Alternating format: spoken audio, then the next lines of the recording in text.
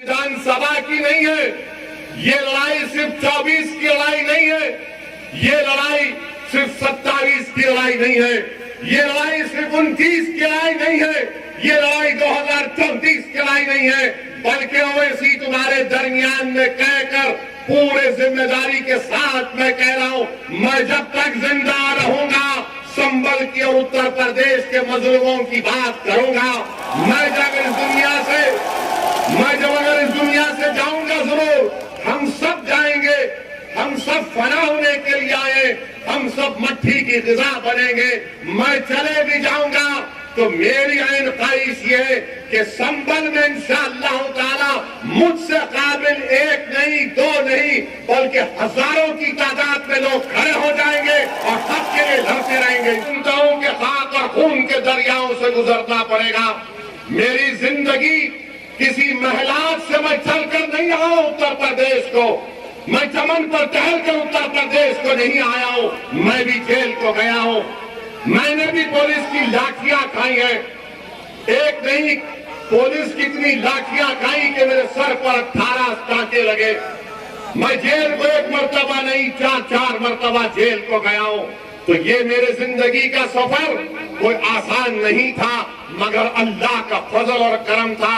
तो अल्लाह ने हर सफर में बावजूद मुश्किलात के अल्लाह ने आसानी पैदा कर दी अपने फजल से, आपकी दुआओं से। याद रखो, ये लड़ाई हिस्सेदारी की लड़ाई है। संबल की आवाम, उत्तर प्रदेश की जनता जान लीजिए, ये लड़ाई हिस्सेदारी की लड़ाई है। ये लड़ाई आपके पॉलिटिकल एम्पावरमेंट की लड़ाई है, ये लड़ाई आपको नेता बनाने की लड़ाई है, ये लड़ाई जुल्म के खात्मे के लिए, ये लड़ाई हकूक को हासिल करने की लड़ाई है, ये लड़ाई आपको खड़े होकर अपनी आवाज को बुलंद करने की लड़ाई है।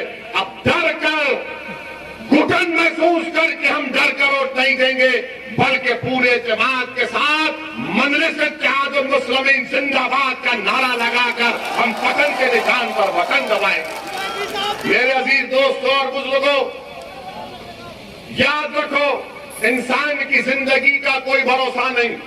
मौत तो बरक है, मौत तो बरक है, मगर याद रखो तुम कैसे दुनिया में जिंदगी गुजारे। कल तुम और हम ज़ईफ होंगे अगर अल्लाह ने चाहा तो।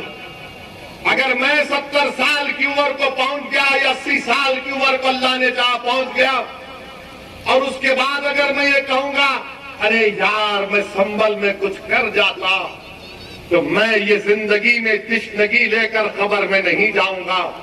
जब तक अल्लाह मुझे जिंदा रखेगा मैं लड़ता रहूंगा, बावजूद इसके कि कोई मुझ पर गोली चलाए, बावजूद इसके कि कोई मुझे डराए, बावजूद इसके कि कोई मेरी गर्दन का हिसाब करे।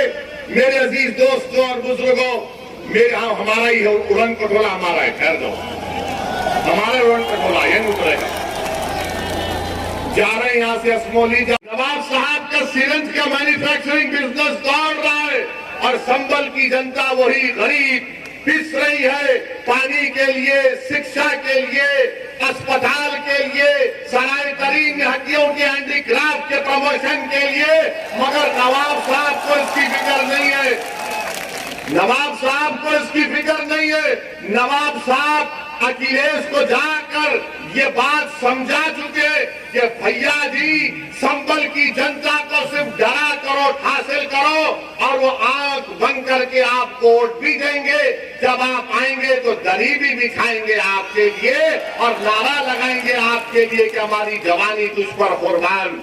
मेरे अजीज दोस्तों और बुजुर्गों, मैं आपसे अपील करने आया हूं कि अब हम दरी नहीं बिछाएंगे इंशाअल्लाह ताला। आपने 30 साल दरी बिछाई, अब दरी नहीं बिछाएंगे, अब दरी नहीं बिछाएंगे। और जो बीजेपी वाले कहते हैं कि नून खाएंगे उनको जिताएंगे, ये सपा वाले कहते हैं कि भैया तुझ पे जवानी कुर्बान, तुझको जिताएंगे। अब मजलिस ये कहती है कि ना नून खाएंगे ना दरी बिछाएंगे और पतंग को जिताएंगे इंशाअल्लाह।